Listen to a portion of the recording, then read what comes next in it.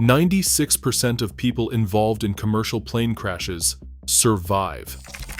That number comes from the National Transportation Safety Board, based on data covering every recorded accident from 1983 to 2000. Not near misses, not turbulence, actual crashes. Many people do not know this because the news has every incentive not to tell you. What the industry also does not tell you is that in crashes where people die, the majority of fatalities happen after the plane has already stopped moving. What kills people is not the impact, it is what comes next, and almost all of it is preventable. It is the evening of June 24, 1982, over the Indian Ocean south of Java. British Airways Flight 9 carries 247 passengers and 16 crew members on a scheduled route from Kuala Lumpur to Perth. Captain Eric Moody is 41 and has stepped away from the cockpit for a brief break. First Officer Roger Greaves and Flight Engineer Barry Townley Freeman are at the controls. The aircraft cruises at 37,000 feet. The weather forecast called for a clear, uneventful flight. Then the windscreen begins to glow. A faint white light plays across the glass. The crew recognizes it as St. Elmo's fire, a harmless electrical discharge that pilots occasionally see at altitude. Then smoke drifts through the cabin. Passengers assume someone is smoking. Then the smoke thickens and smells of sulfur. Then the engines start to glow blue. At 8:42 p.m. local time, Engine 4 surged and died. Less than 1 minute later, Engine 2 failed. Then, within seconds, Engines 1 and 3 flamed out together. Townley Freeman stated the situation from his station. All 4 engines had failed. A Boeing 747 without power had a glide ratio of 15:1. For every kilometer it dropped, it covered 15 kilometers forward. The crew calculated 23 minutes of flight time remaining and 91 nautical miles of range before the aircraft became a falling object. Captain Moody returned to the cockpit. He did not know why the engines died. He picked up the intercom and addressed 247 passengers. "Ladies and gentlemen, this is your captain speaking.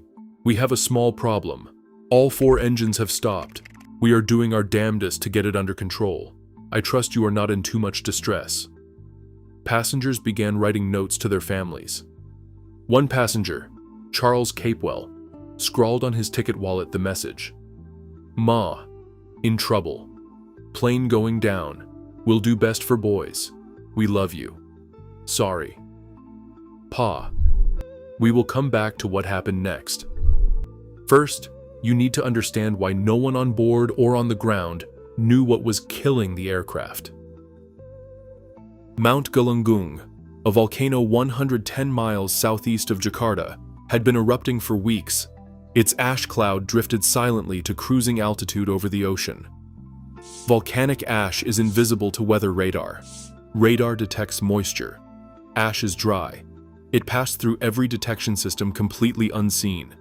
When the ash entered the engines, it melted at combustion temperatures and resolidified on the turbine blades as ceramic. One by one, the engines choked and died. No warning, no instrument reading, nothing. This was not a known hazard. No aviation authority had classified volcanic ash as a danger to jet engines at altitude. No pilot had been trained to recognize it. Flight 9 encountered something the entire industry had not anticipated. The NTSB has spent decades studying exactly what kills people in survivable crashes. The data points to 3 consistent factors. The first is the window of danger.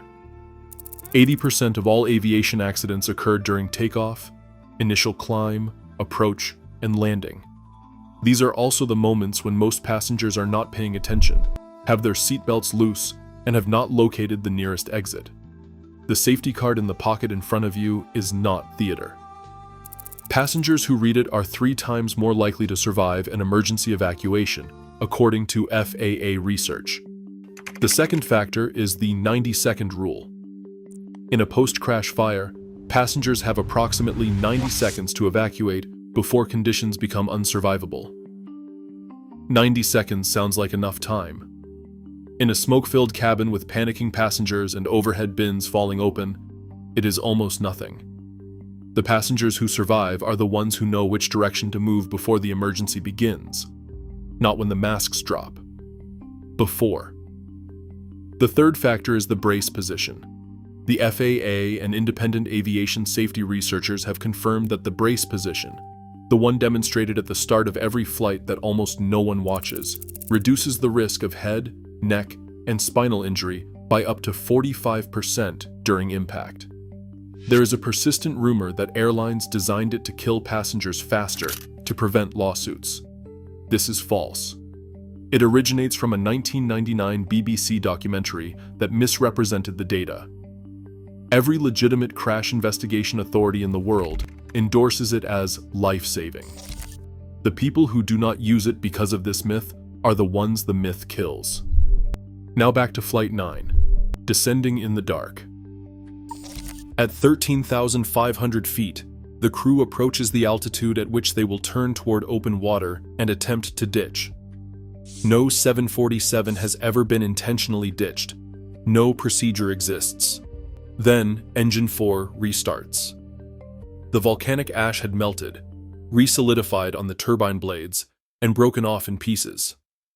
Below the cloud, the remaining engines restart one by one.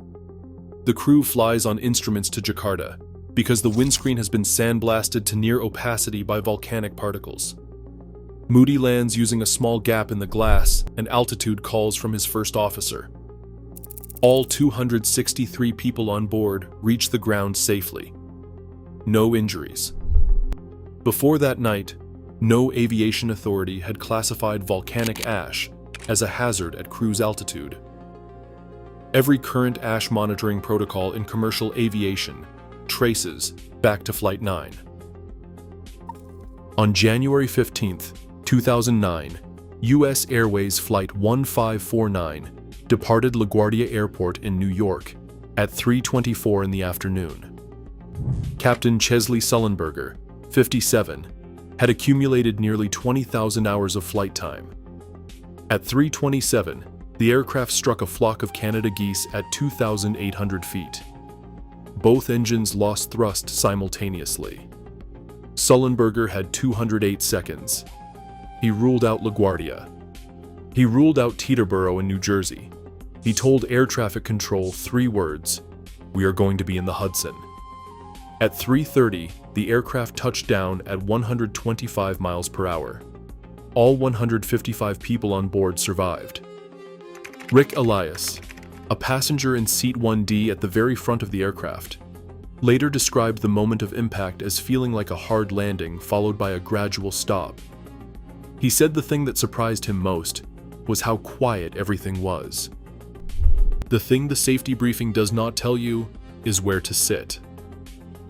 Researchers at the University of Greenwich analyzed seating data from 105 aircraft accidents and found that passengers within 5 rows of an emergency exit had significantly better survival outcomes. What matters most is not the exact row, but knowing before takeoff which exit is nearest to you and how many seatbacks stand between you and it. In a smoke-filled cabin, you may not be able to see. You will have to count. The most dangerous assumption you can bring onto a plane is that you already know what to do. Every flight is different. The exit may be in a different position, and the aircraft type may be different. The 3 minutes before departure are the only preparation window you will ever have for something that may never happen. But if it does, it will happen faster than any plan formed in the moment. Captain Eric Moody landed a 747 with no engines and almost no forward vision, using skills built over decades in the air. He died in March 2024 at the age of 82. The passengers of Flight 9 formed a group and stayed in contact. Several of them married each other. They called themselves the Galunggung Gliding Club. The aircraft that carried them home, still flying on 3 engines and with a sandblasted windscreen, was repaired and returned to service. It flew passengers for British Airways for another decade.